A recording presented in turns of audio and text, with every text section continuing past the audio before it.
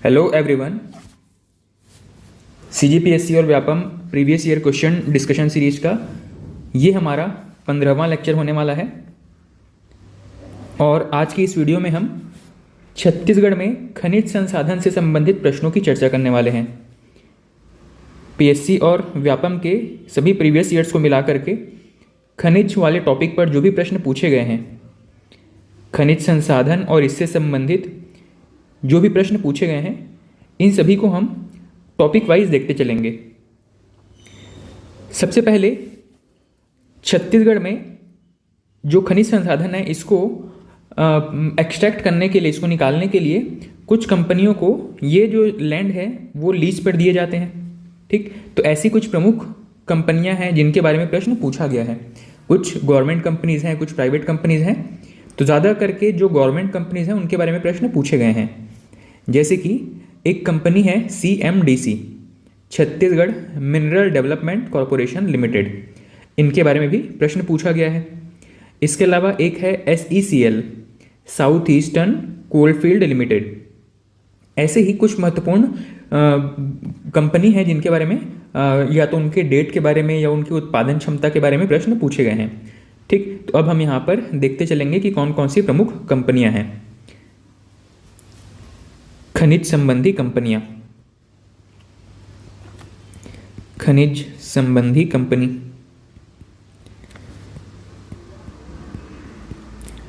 इसमें सबसे पहला प्रश्न पूछा गया है, Chhattisgarh mineral development corporation limited की परियोजना में कौन सी परियोजना शामिल नहीं है।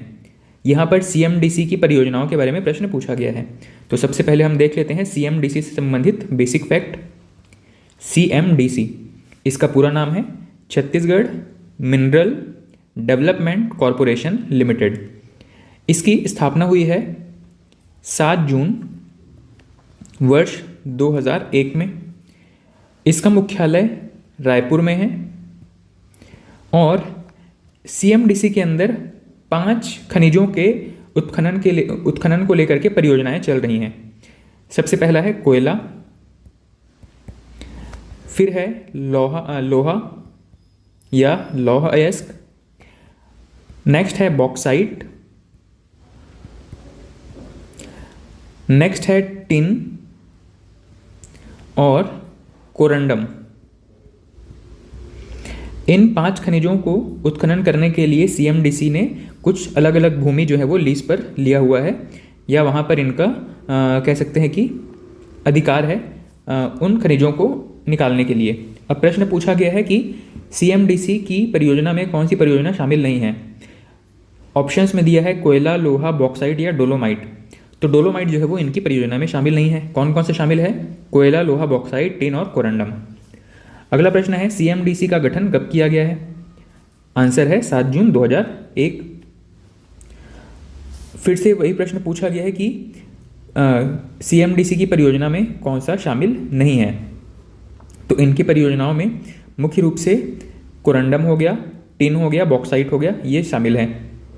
एक और ऑप्शन दिया गया था क्वार्टजाइट। तो क्वार्टजाइट जो है वो इनके परियोजनाओं में शामिल नहीं है। अच्छा, एक और चीज़ याद रखिएगा, टिन को कैसेटराइड भी कहा जाता है। टिन के जो अयस्क हैं इनको कैसेटराइड भी कहा जाता है। इसको एक और नाम से जाना जाता है, यह भी पूछा गया है,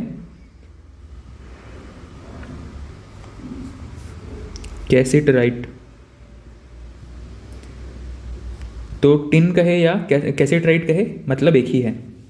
अगला प्रश्न है SECL के बारे में। SECL, south eastern coalfield limited, इसके बारे में कुछ बेसिक फैक्ट याद रखिए। इसका गठन किया गया था 1985 में, 1985 में इसका गठन किया गया था और इसका हेडक्वार्टर है बिलासपुर में। बिलासपुर में इसका हेडक्वार्टर है। साथ ही यह कोयला उत्खनन का कार्य करती है, जैसे कि इसका नाम से स्पष्ट है, साउथ ईस्टर्न कोलफील्ड लिमिटेड। ठीक, तो इसका गठन हुआ था 85 में, हेडक्वार्टर है बिलासपुर में और कोयला उत्खनन के लिए यह प्रमुख संस्था है। इसके अलावा ये जो कोल इंडिया हमारा जो SECL है, ये किस कंपनी के अधीन कार्यरत है या इसकी पेरेंट कंपनी कौन है? इसकी पेरेंट कंपनी का नाम है कोल इंडिया लिमिटेड। कोल इंडिया लिमिटेड के अधीन,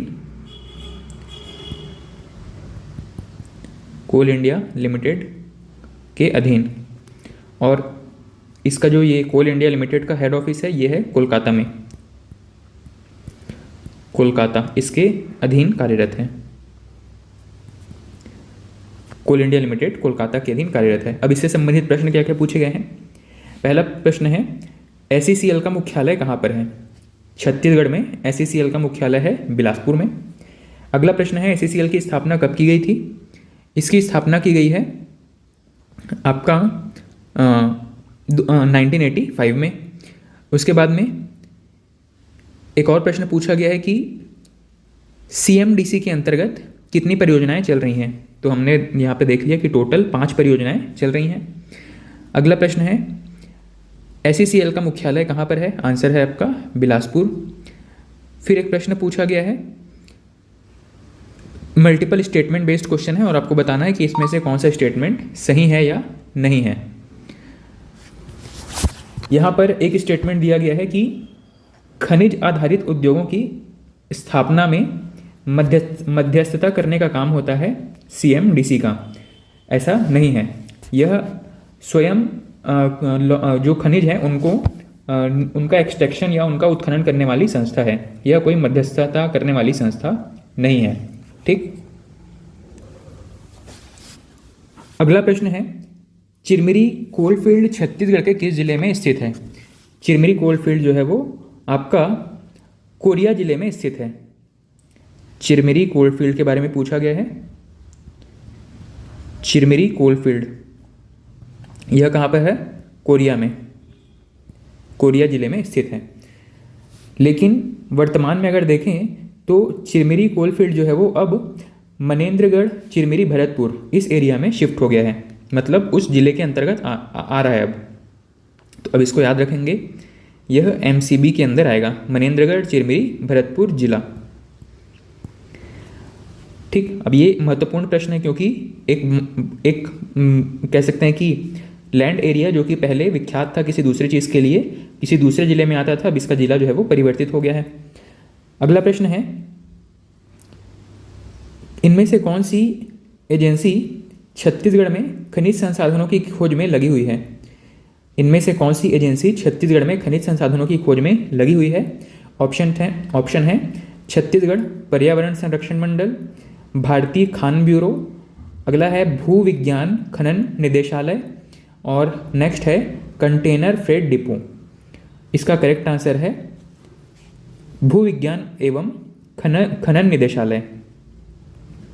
यहाँ से एक प्रश्न पूछा गया है, खनिज संसाधनों की खोज, खनिज संसाधन की खोज से संबंधित कौन सी कंपनी है। तो खनिजों की खोज करने वाली कंपनी है छत्तीसगढ़ में भू विज्ञान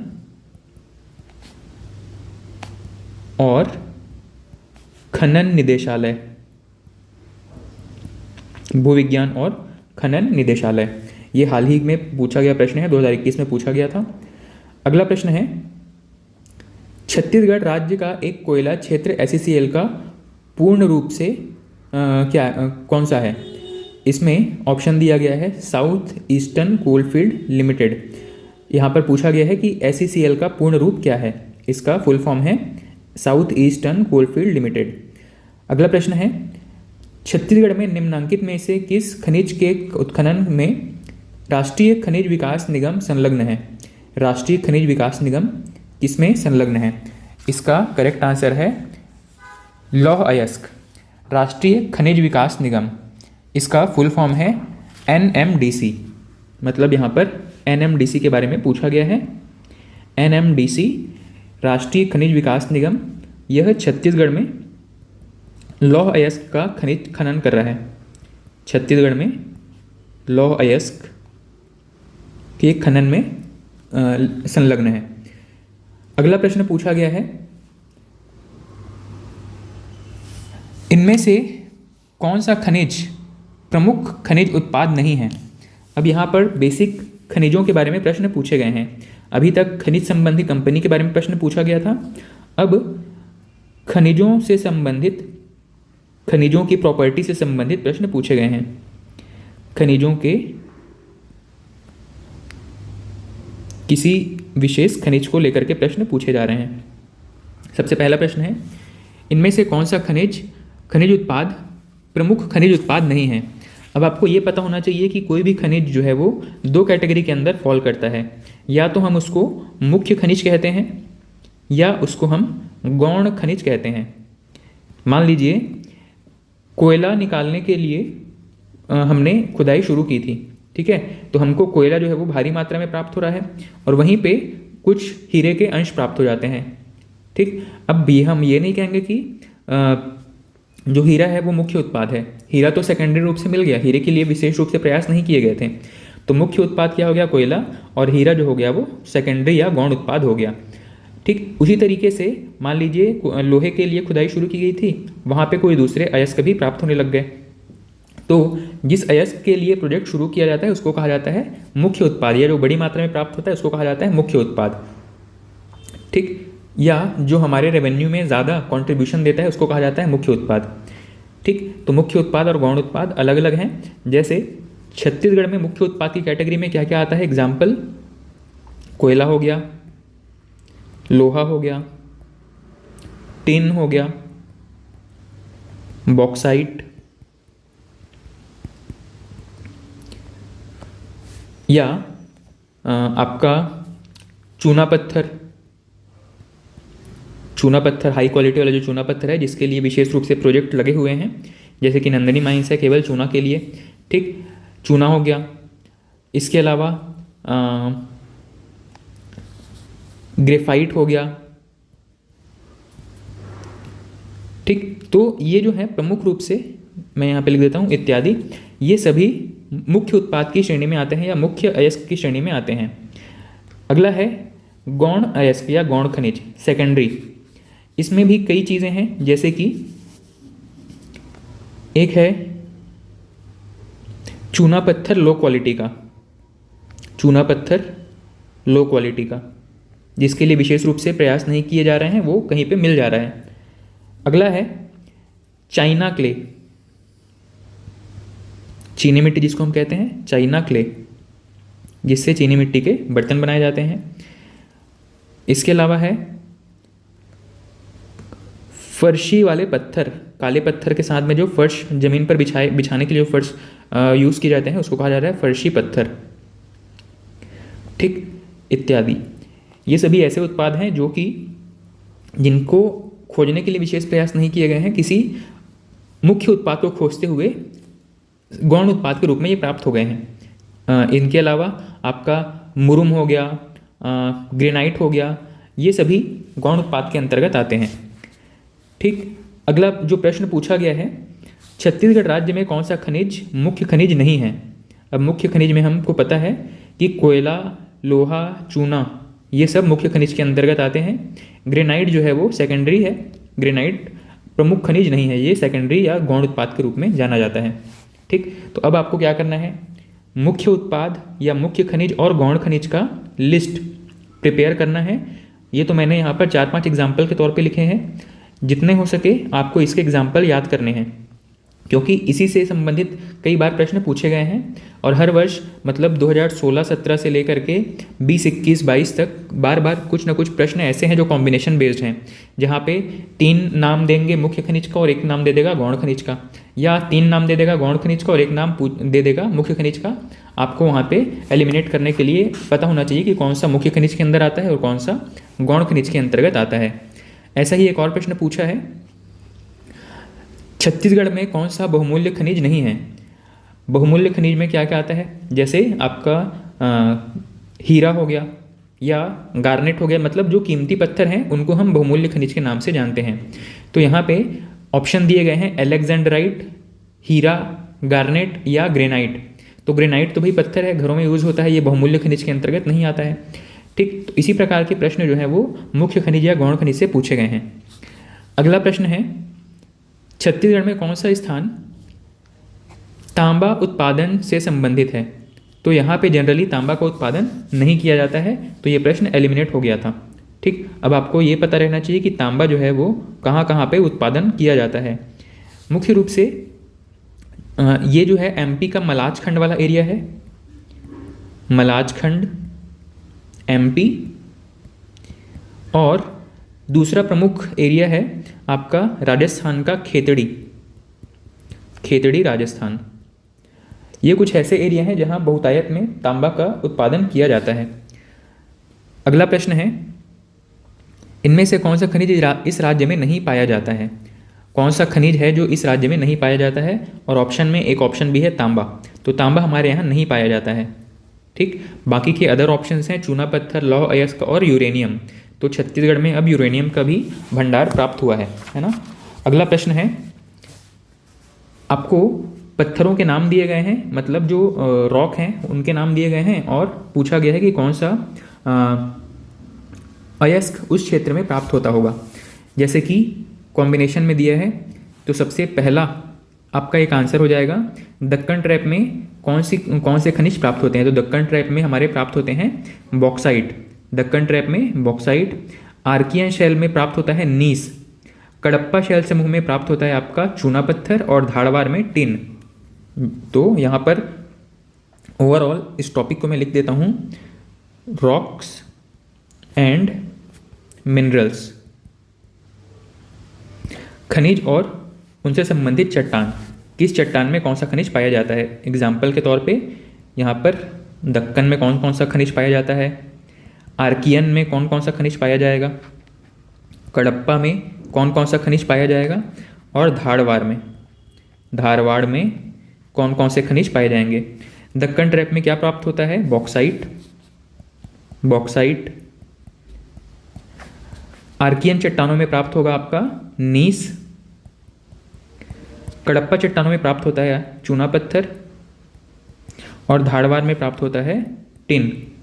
इसके अलावा भी कुछ अदर हैं सभी में, ये सिर्फ इस क्वेश्चन के हिसाब से ये कॉम्बिनेशन दिया गया था, है ना। तो आपको क्या करना है, दक्कन चट्टानों में जो जो खनिज प्राप्त होते हैं उनका एक लिस्ट याद रखना है, आर्कियन का लिस्ट याद रखना है, कडप्पा वाले आपके अयस्कों के नाम याद रखना है, और धारवाड़ में कौन कौन सी चीज़ें पाई जाती हैं वो चीज़ याद रखना है। यहाँ पे एक पैटर्न हमको समझ में आ गया कि इस पैटर्न पे भी प्रश्न पूछे गए हैं। अगला प्रश्न है, छत्तीसगढ़ से सभी जिलों में से कौन सा जिला राज्य में खनिजों के माध्यम से उत्पन्न कुल आय में 50% का योगदान देता है? मतलब सबसे ज़्यादा कंट्रीब्यूट करने वाला खनिज राजस्व वाला जिला कौन सा है? तो यहाँ पे आपको पता होना चाहिए कोरबा जो है वो सबसे ज़्यादा हमको खनिजों के माध्यम से राजस्व देता है। ठीक, यहाँ पर क्या पाया जाता है? तो कोरबा में कोयला पाया जाता है। ठीक है, तो कोरबा अपने कोयले के माध्यम से छत्तीसगढ़ को लगभग जो खनिज रेवेन्यू है उसका 50% कॉन्ट्रीब्यूट कर देता है। अगला प्रश्न है, छत्तीसगढ़ में कौन कौन से खनिजों का उत्खनन होता है? तो जनरली यहाँ पर कोयला, लोहा और बॉक्साइट इसका खनन होता है। मैंगनीज एक ऑप्शन में है, मैंगनीज का खनन हमारे यहाँ नहीं होता है। अगला प्रश्न है, CMDC केंद्र सरकार का निवेश कितना प्रतिशत है? CMDC में केंद्र सरकार का कितना निवेश है? तो यहाँ पर कोई भी निवेश नहीं है। CMDC जो है वो पूरा छत्तीसगढ़ के अधीन कार्यरत निगम है। ठीक है, तो खनिजों के बारे में ये कुछ प्रश्न पूछे गए थे। अब एक और प्रश्न पूछा गया है खनिज भंडार के बारे में। खनिज भंडार कौन कौन से एरिया में कितना खनिज भंडार है, फर्स्ट पे कौन है, सेकंड पे कौन है, थर्ड पे कौन है, इस प्रकार के प्रश्न पूछे गए हैं। पहला प्रश्न पूछा गया है, निम्नलिखित में से छत्तीसगढ़ में निम्नलिखित खनिजों का भंडार उपलब्ध है। तो आपको फिर से देखना है कि कौन कौन से खनिज भंडार हमारे यहाँ उपलब्ध हैं। ऑप्शंस हैं कोयला, लोहा, चूना या डोलोमाइट। तो इन सभी के भंडार छत्तीसगढ़ में हैं। ठीक, तो ऑल ऑफ द एबोव इसका करेक्ट आंसर है। अब इसमें क्या क्या पूछा जा सकता है? खनिजों के भंडार का क्रम और खनिजों के उत्पादन का क्रम। भंडार कितना है और उत्पादन कितना है। ठीक, मान लीजिए हमारे यहाँ लोहे के भंडार देश में सबसे ज़्यादा हैं, फॉर एग्जांपल लोहे के भंडार सबसे ज़्यादा हैं, लेकिन हमारे यहाँ उत्पादन क्षमता उतनी नहीं है। तो हो सकता है कि हम लोहे के भंडार के मामले में तो प्रथम स्थान पर हों, लेकिन उत्पादन के मामले में तृतीय स्थान पर हों। तो भंडार का क्रम पूछा जा सकता है, कितना भंडार है हमारे यहाँ, और उत्पादन का भी क्रम पूछा जाता है। ठीक, कि उत्पादन में छत्तीसगढ़ फर्स्ट पे है, सेकंड पे है या थर्ड पे है, इस प्रकार से। और उत्पादन में हमें राज्यवार भी याद रखना है और जिलेवार भी याद रखना है कि सपोज छत्तीसगढ़ के 4 जिलों में समान चीज़ें पाई जाती है, 4 जिलों में मान लो कोयला पाया जाता है, तो कौन कौन सा जिला कोयले के उत्पादन में प्रथम है, द्वितीय है, तृतीय है, इस प्रकार से भी याद रखना है। ठीक, तो उत्पादन और भंडार के मामलों में हमें दोनों चीज़ें याद रखनी है। हमारे राज्य का कितना क्रम, कौन सा क्रम है ओवरऑल छत्तीसगढ़ में, और जिले का क्रम कितना है छत्तीसगढ़ के ही जिलों के मध्य, है ना। जैसे कि एक प्रश्न पूछा गया है, देश में कोयले का लगभग कितना प्रतिशत भंडार छत्तीसगढ़ में है। देश में कोयले का लगभग कितना प्रतिशत भंडार छत्तीसगढ़ में है, तो हमारे यहाँ कोयला जो है वो छत्तीसगढ़ में 18% के आसपास प्राप्त है। ओवरऑल इंडिया का 18% ऑफ इंडिया, भारत का 18% कोयला छत्तीसगढ़ में प्राप्त हो रहा है। ये अभी लेटेस्ट डेटा के अनुसार है। ठीक, लेकिन इसमें थोड़े से चेंजेस हैं। ये जो लेटेस्ट डेटा है ये भी अभी अपडेट हो गया है। ये 2022 में जो लेटेस्ट डेटा आया है उसके हिसाब से अब ये 18% ना होकर के लगभग 20.18% हो गया है। 20.18%, है ना। 20.18% ऑफ टोटल कोयला ये प्राप्त होता है छत्तीसगढ़ में। अगला प्रश्न है, छत्तीसगढ़ में किस खनिज का भंडार देश में सर्वाधिक है। तो हमारे यहाँ टिन अयस्क का भंडार सर्वाधिक है, फर्स्ट पोजीशन पर हैं देश में। फर्स्ट किस चीज़ के मामले में है, टिन भंडार के मामले में। टिन भंडार के मामले में हम प्रथम स्थान पर हैं। हालांकि टिन के भंडार, टिन के अयस्क अन्य राज्यों में भी प्राप्त हैं, लेकिन उत्पादन भंडार के मामले में सबसे ज़्यादा भंडार जो है वो छत्तीसगढ़ में है। इसके अलावा उत्पादन के मामले में भी हम देश में प्रथम स्थान पर हैं। ठीक, हमारे यहाँ टोटल जो देश का जो टोटल भंडार है, हमारे यहाँ लगभग 35 या 36% भंडार पाया जाता है। इसके अलावा टिन का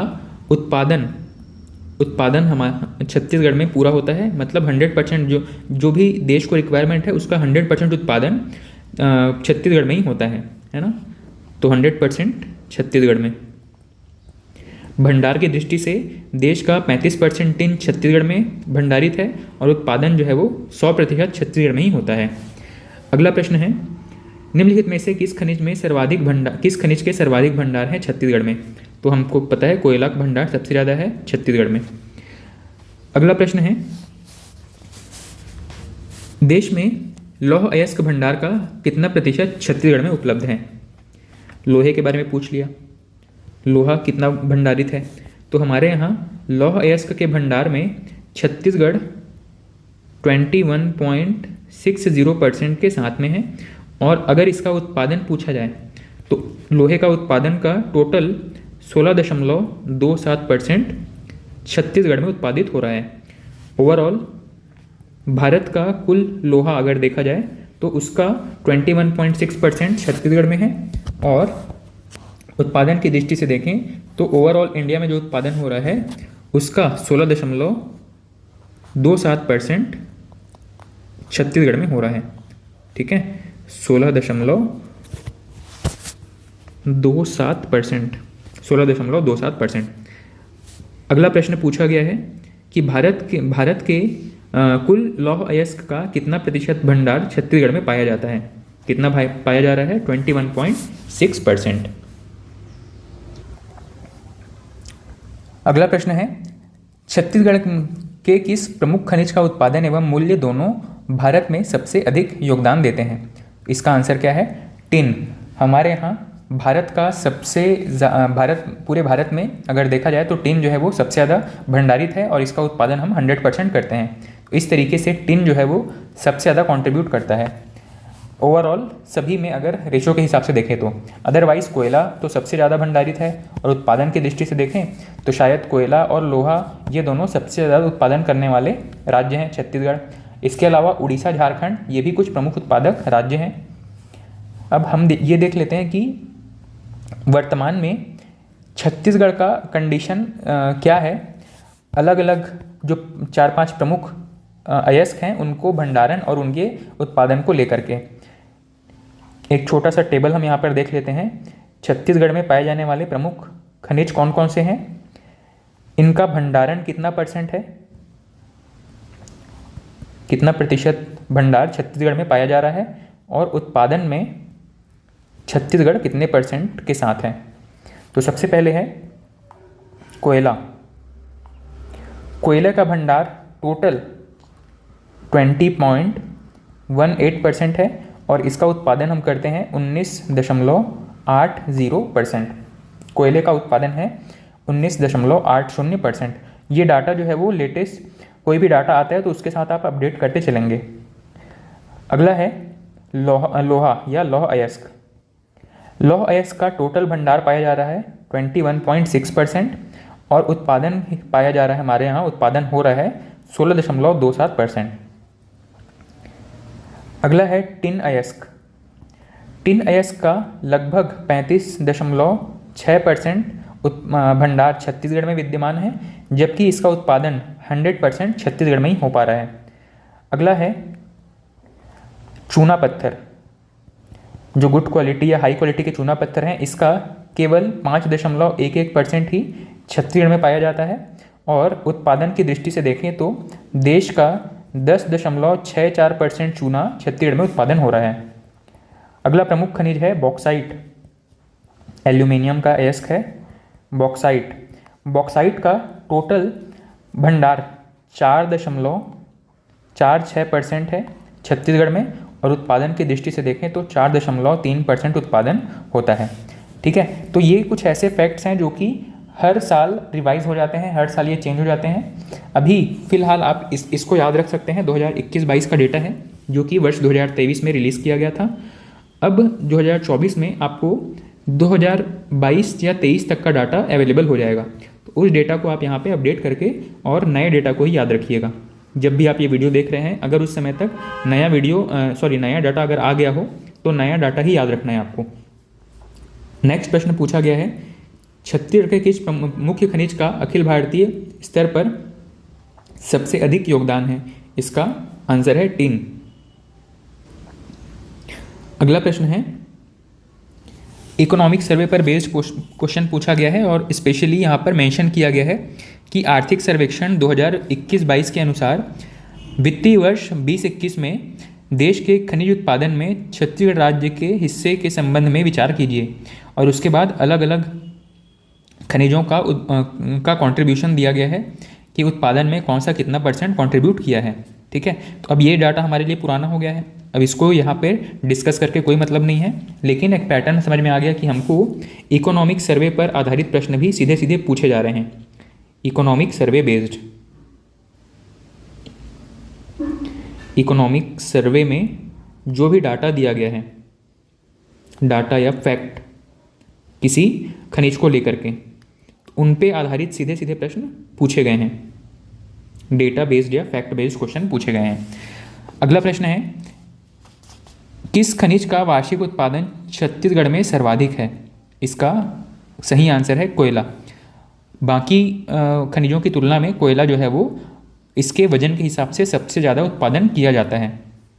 अगला प्रश्न है, किस खनिज का उत्पादन सबसे ज़्यादा होता है? फिर से वही आंसर है कोयला।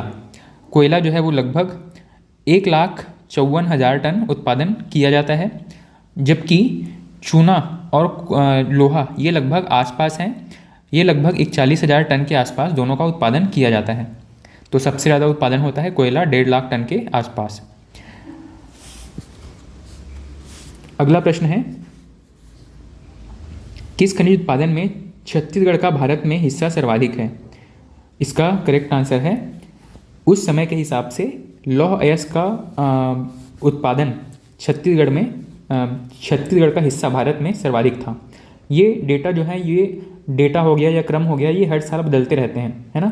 कभी झारखंड आगे हो जाएगा, कभी उड़ीसा आगे हो जाएगा, कभी छत्तीसगढ़ आगे हो जाएगा। इस प्रकार जो छोटा नागपुर प्लेटू वाला जो एरिया है, यहाँ पर मुख्य रूप से ये सारे खनिज पाए जाते हैं।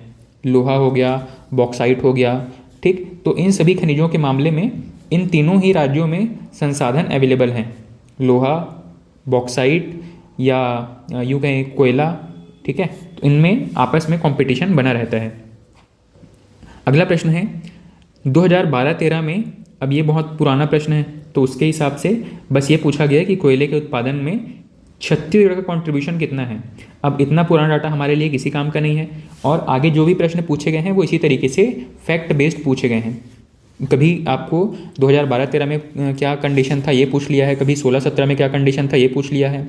ठीक है, तो इस प्रकार से वही प्रश्न जो है अब रिपीट हो रहे हैं और इनको मैं अब यहाँ पर डिस्कस नहीं कर रहा हूँ। अगला एक थोड़ा सा डिफरेंट प्रश्न है। अच्छा, ये भी टिन अयस्क के बारे में है कि किस खनिज का हिस्सा जो है वो सर्वाधिक है देश में। तो हमारा ये जो टॉपिक था खनिजों के उत्पादन के बारे में, वहाँ पे लगभग यही प्रश्न है जो घुमा फिरा करके बार बार पूछे जा रहे हैं। अगला प्रश्न है खनिज राजस्व के बारे में। अगला प्रश्न है खनिज राजस्व के बारे में। खनिज राजस्व का मतलब क्या है? खनिज का व्यापार करके या उसको बेच करके जो भी कमाई हो रही है केंद्र सरकार को या राज्य सरकार को, उस कमाई को कहा जाता है राजस्व या रेवेन्यू। ठीक, अब इसमें दो तरीके से कमाई हो सकती है। मान लीजिए छत्तीसगढ़ सरकार ने स्वयं कोई लैंड, कोई जो खनिज है उस खनिज का उत्पादन जो है वो लीज पर लिया हुआ है लैंड को, तो ये जो है उनके लिए डायरेक्ट इनकम है। ठीक, पूरा का पूरा पैसा जो है वो खनिज का जो लीज का पैसा है वो पे करने के बाद सारा का सारा कमाई स्टेट गवर्नमेंट की हो जाती है। या कई बार केंद्र सरकार का कोई कंपनी है जो कि हमारे यहाँ कोई खनिज का उत्पादन कर रहा है, लेकिन क्योंकि वो छत्तीसगढ़ में आकर के खनिज का उत्पादन कर रहे हैं तो उनको रॉयल्टी पे करनी पड़ती है। रॉयल्टी मतलब वो हमारे यहाँ आकर के पर्यावरण को नुकसान पहुँचा रहे हैं, तो उनको कुछ उनके लाभ का कुछ हिस्सा हमें प्रोवाइड करना पड़ता है। तो ये दो तरीके हैं जिससे कि किसी भी राज्य को कमाई होती है और ये उनके खनिज राजस्व के अंतर्गत शामिल की जाती है। अब यहाँ पर यह पूछा गया है कि किस खनिज से सबसे ज़्यादा राजस्व की प्राप्ति होती है। तो याद रखिएगा, हमारे यहाँ मुख्य खनिज और गौण खनिज दोनों को अलग अलग कैटेगरी में रखा गया है। मुख्य और गौण खनिज में किससे ज़्यादा प्राप्ति होगी खनिज राजस्व की? तो जाहिर सी बात है मुख्य खनिज से ज़्यादा रेवेन्यू प्राप्त होता है। पूछा गया है कि वर्ष 2020-21 के लिए छत्तीसगढ़ के कुल राजस्व आय में मुख्य खनिज का योगदान कितना था? तो अब अभी के हिसाब से, अगर उस समय के हिसाब से ये लगभग 94% था, लेकिन अभी एट प्रेजेंट हम देखें तो 97% रेवेन्यू, 97% कमाई जो है वो मुख्य खनिज से होती है। गौण खनिजों से केवल 3% रेवेन्यू जनरेट होता है।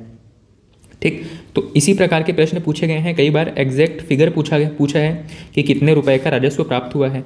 ठीक, जैसे कि ये एक प्रश्न है 2012-13 में पूछा गया है। 2012-13 में गौण खनिजों का उत्पादन मूल्य कितना था?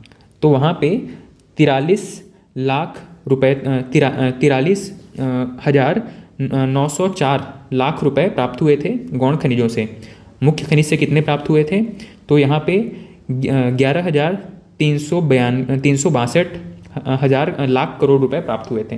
तो ये जो डेटा हैं वो बिल्कुल इकोनॉमिक सर्वे पर आधारित होते हैं और वहीं से हमको हर साल इसको अपडेट करना पड़ेगा। तो खनिज राजस्व के बारे में इसी पैटर्न के प्रश्न पूछे गए हैं, या तो मुख्य खनिज के बारे में पूछ लेगा या गौण खनिज के बारे में पूछ लेगा। इसके अलावा एक और चीज़ पूछा है, इंडिविजुअल खनिज से कितना % रेवेन्यू जनरेट होता है? जैसे कि कोयला से कितना % रेवेन्यू प्राप्त हो रहा है, लोहा से कितना प्राप्त हो रहा है, चूना से कितना % रेवेन्यू जनरेट हुआ है। ठीक है, जो टोटल मुख्य खनिजों में जो 97% है, इसमें कोयले का, लोहे का, चूने का कितना % योगदान है, ऐसा भी प्रश्न पूछा गया है ना। तो ये भी एक पैटर्न हो गया। इसके अलावा किस खनिज से कितने रुपए का रेवेन्यू प्राप्त हुआ है, ये एग्जैक्ट फिगर में पूछा गया है। कितने रुपए का रेवेन्यू प्राप्त हुआ है लोहे से, कितने रुपए का रेवेन्यू प्राप्त हुआ है चूने से, या मान लो कहीं से रॉयल्टी प्राप्त हो रही है तो पूछेगा कि हाल ही में लोहे के लिए रॉयल्टी दर कितनी है। तो रुपीज़ में जो भी चीज़ें ट्रांजैक्शन हो रही हैं उनके बारे में भी प्रश्न पूछा गया है। ठीक है, तो ये जो कुछ प्रमुख पैटर्न है खनिज राजस्व में आय या व्यय से संबंधित, ये प्रश्न याद रखिएगा। इसके अलावा एक और पैटर्न है प्रश्न पूछे जाने का, ये है इंडिविजुअल खनिजों के बारे में। जैसे अब हम देखते हैं कि इंडिविजुअल खनिज या केवल किसी एक खनिज को टारगेट करके कौन कौन से प्रश्न बने हुए हैं। जैसे कि सबसे प्रमुख खनिज है हमारे यहाँ कोयला, तो कोयला के बारे में क्या क्या पूछा गया है। ठीक, अब कोयले के बारे में आपको डिटेल से बहुत सारी चीज़ें पढ़ने को मिलेंगी। कोयला के बारे में सबसे पहले प्रश्न पूछा गया है कि छत्तीसगढ़ में कोयला किस युग की चट्टानों में प्राप्त होता है। इसका आंसर आपको पता है कि यह गोंडवाना युगीन चट्टानों में प्राप्त होता है। गोंडवाना चट्टानों में कोयला प्राप्त होता है। अगला प्रश्न पूछा गया है कि कोयले का उपनाम क्या है। तो कोयले को हम काला हीरा भी कहते हैं, कोयले को हम काला हीरा के नाम से जानते हैं। अगला है छत्तीसगढ़ राज्य का प्रमुख खनिज इनमें से कौन सा है? तो प्रमुख खनिज जो है वो कोयला है, छत्तीसगढ़ का प्रमुख खनिज। मुख्य खनिजों में कोयला हो गया, लोहा हो गया, चूना पत्थर हो गया, बॉक्साइट हो गया, ये सब छत्तीसगढ़ के प्रमुख खनिज हैं। अगला प्रश्न है इनमें से कौन सा कोल फील्ड नहीं है? अब थोड़े से डिफिकल्ट लेवल के प्रश्न आपको प्राप्त होने शुरू होंगे, जैसे कि प्रमुख क्षेत्र पूछ लेगा, किसी प्रमुख खनिज के उत्पादन के लिए प्रमुख क्षेत्र कौन कौन से हैं। अब हम सिर्फ अगर कोयले को देखें, लोहे को देखें तो हमें लगेगा कि सिर्फ केवल 5-6 नाम है, बस उतने याद करने हैं। लेकिन जब आप देखोगे कि 20-25 खनिजों के बारे में और हर एक खनिज में 3-4 नाम भी अगर आपको याद रखने पड़े तो ओवरऑल हमको 40-50 नाम याद रखने पड़ेंगे एरिया के। अलग अलग एरिया में अलग अलग कौन सा जो खनिज प्राप्त हो रहा है तो उस क्षेत्र विशेष का नाम याद रखना पड़ेगा। जैसे कि कोयला के बारे में ये चीज़ याद रखिए कि कहाँ कहाँ पे कोयला प्राप्त हो रहा है। जैसे कि एक नाम है आपको लखनपुर, प्रमुख कोयला क्षेत्र के बारे में अगर देखें तो सबसे पहला एरिया है लखनपुर। ये कहाँ पर है? ये सरगुजा में है। एक है पंचबहिनी, पंचबहिनी। फिर एक यहाँ पे मांड बेसिन। ये सभी कोयला उत्पादक क्षेत्र हैं। ठीक, ये तो टारगेटेड एरिया पूछ लिया है कि सरगुजा में या रायगढ़ में कौन सा स्पेसिफिक एरिया है जहाँ पे कोयले की खेती कोयले का उत्पादन हो रहा है। दूसरा तरीका क्या है? प्रमुख क्षेत्र में सीधा जिला पूछ लेगा, कौन से जिला में आपका कोयले का उत्पादन सबसे ज़्यादा होता है या कम होता है, इस प्रकार से। ठीक है, या फिर कोई लोकेशन का नाम देगा और पूछ लेगा कि यह कौन से ज़िले में है। जैसे कि एग्जाम्पल, एक प्रश्न पूछा गया है कि तातापानी रामकोल कोयला क्षेत्र किस जिले में स्थित है? तातापानी कोयला क्षेत्र किस जिले में स्थित है? इसका करेक्ट आंसर क्या है? बलरामपुर। तातापानी कोयला क्षेत्र कहाँ पर है? बलरामपुर में है। अगला प्रश्न है छत्तीसगढ़ में स्थित विश्रामपुर किस खनिज के लिए प्रसिद्ध है? तो विश्रामपुर जो है वो कोयले के लिए प्रसिद्ध है। विश्रामपुर कोयला के लिए प्रसिद्ध है। और ये कहाँ पर स्थित है? विश्रामपुर जो है वो सूरजपुर में स्थित है। अगला प्रश्न है इनमें से अर्ध कोकिंग कोयला किस कोल्ड फील्ड से प्राप्त होता है? अब ये थोड़ा सा और डिफिकल्ट लेवल का प्रश्न है। यहाँ पे कोयले की अलग अलग कैटेगरी के बारे में प्रश्न पूछा जा रहा है कि फला कैटेगरी का कोयला जो है वो किस जगह पे से प्राप्त होता है। ठीक है, तो अर्ध कुकिंग कोयला जो है वो छत्तीसगढ़ में सोनहत से प्राप्त होता है। अर्ध कुकिंग कोयला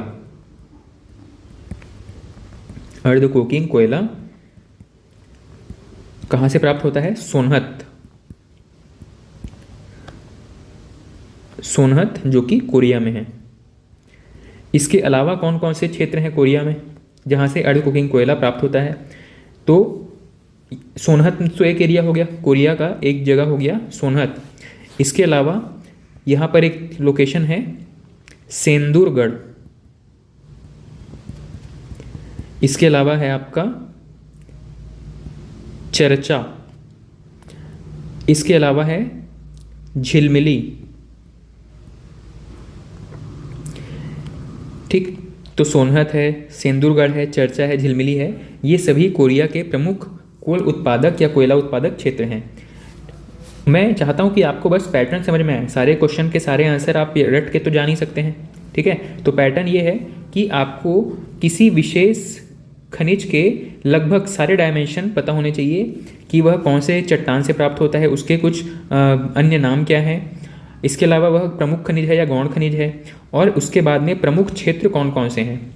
प्रमुख क्षेत्रों में ये भी आपको याद रखना चाहिए कि अगर मान लो कोयला जो है वो कोयले के कुछ अलग अलग प्रकार हैं, जैसे कि आपका कोकिंग कोयला हो गया, नॉन कोकिंग कोयला हो गया, या आपके लोहे के कुछ अलग अलग प्रकार हैं, आपका मैग्नेटाइट हो गया, हेमेटाइट हो गया, तो कौन सा प्रकार का खनिज किस एरिया में प्राप्त होता है, ये चीज़ भी हमको याद रखना ज़रूरी है। वहाँ से भी प्रश्न पूछे गए हैं। ठीक है, अब नेक्स्ट प्रश्न जो है वो कोयले के बारे में पूछा गया है कि प्रमुख कोयला उत्पादक क्षेत्र कौन कौन से हैं। तो प्रमुख क्षेत्रों की हम चर्चा यहाँ पर कर चुके हैं। लेकिन अब आपको जिलावार भी याद रखना पड़ेगा कि मान लो कोरबा जिले में कौन कौन सा है, इसके अलावा रायगढ़ जिले में कौन कौन सा है, या सरगुजा जिले में कौन कौन सा प्रमुख कोयला उत्पादक क्षेत्र है। ठीक है, नेक्स्ट अगला प्रश्न है नदी घाटी के बारे में। प्रश्न है कि छत्तीसगढ़ की हसदो नदी घाटी किसके लिए प्रसिद्ध है। तो हसदो नदी घाटी जो है वो कोयले के लिए प्रसिद्ध है।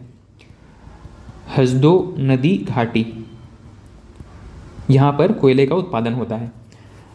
ठीक, तो ज़्यादातर जो प्रश्न है वो इसी प्रकार के पूछे गए हैं कि कौन सा क्षेत्र है जहाँ से कोयला प्राप्त होता है, या कोयले का फला क्षेत्र किस चीज़ से संबंधित है। तो फला क्षेत्र जो है वो कोयले से संबंधित है या लौह उत्पादन से संबंधित है। यही प्रश्न बार बार रिपीट हुए हैं। अगला एक डिफरेंट प्रश्न है रैंकिंग के बारे में। रैंकिंग कि छत्तीसगढ़ की रैंकिंग कितनी है, कोयले के उत्पादन में या लोहे के उत्पादन में छत्तीसगढ़ की रैंकिंग कितनी है। तो भारत में जो छत्तीसगढ़ की रैंकिंग है कोयले के लिए, ये है आपका थर्ड रैंकिंग है। ओवरऑल राज्य के रूप में छत्तीसगढ़ का पोजीशन जो है वो भारत में 3rd नंबर पर है कोयले के भंडार के मामले में। ठीक है, तो रैंकिंग किस किस चीज़ का पूछा जा सकता है आपको। रैंकिंग पूछेगा भंडार के मामले में या पूछेगा उत्पादन के मामले में। ठीक है, ओवरऑल अगर राज्य के बारे में पूछा है तो राज्य का भंडार का क्रम कितना है या राज्य में उत्पादन कितना होता है, और उसके हिसाब से अभी एट प्रेजेंट या लेटेस्ट रैंकिंग कितनी है, ऐसे प्रश्न पूछे गए हैं। अगला एक प्रश्न पूछा गया है कि छत्तीसगढ़ में कुल कितने कोयला क्षेत्र हैं। तो छत्तीसगढ़ में अभी 12 कोयला क्षेत्र हैं। 12 कोल क्षेत्र, कोयला क्षेत्र छत्तीसगढ़ में अभी 12 कोयला क्षेत्र विद्यमान हैं। अगला पूछा है कि चिरमिरी कहाँ पर स्थित है। चिरमिरी आपका कोरिया जिले में स्थित है। कोल उत्पादन क्षेत्र है चिरमिरी, कोरिया जिले में स्थित है। अगला प्रश्न है कोयले के संचित भंडार उपस्थित हैं कहाँ पर। नंदिनी खुंदनी, अर्जुनी, बस्तर या विश्रामपुर। तो हमने डिस्कस किया था विश्रामपुर जो कि सूरजपुर में है। विश्रामपुर में कोयले के भंडार उपस्थित हैं। अगला प्रश्न है रायगढ़ जिले में कोयला भंडारों के मध्य इनमें से कौन सा चीज़ प्राप्त होता है। तो एक खनिज है, फायर क्ले कहते हैं इसको। फायर क्ले प्राप्त होता है कोयले के परतों के बीच में। अगला प्रश्न है इनमें से कौन से कोयला क्षेत्रों में भंडार की दृष्टि से सबसे बड़ा क्षेत्र है। कोयला भंडार की दृष्टि से सबसे बड़ा क्षेत्र कौन सा है।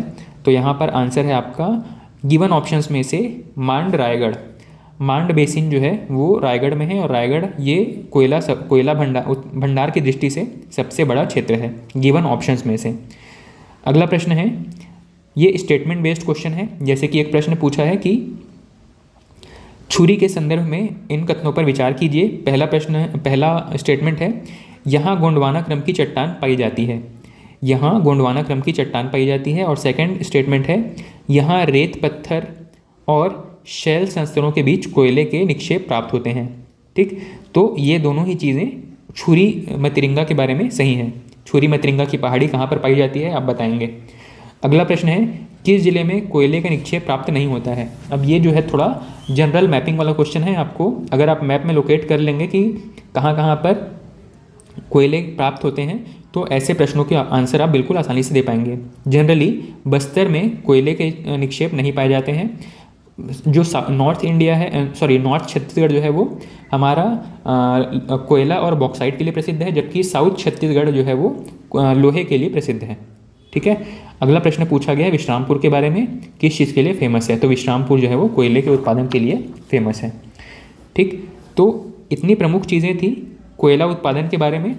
ऐसे बहुत सारे हमारे अयस्क हैं, जैसे कि लोहा अयस्क हो गया, फिर बॉक्साइट हो गया, फिर चूना अयस्क हो गया, चूना पत्थर हो गया। इन सभी के बारे में हम एक एक करके चर्चा करेंगे, लेकिन आज की वीडियो में हम इतना ही रखते हैं। और अगले नेक्स्ट वीडियो में हम प्रमुख खनिज और उनके उत्पादन क्षेत्र से संबंधित सभी प्रश्नों की चर्चा कंप्लीट कर लेंगे।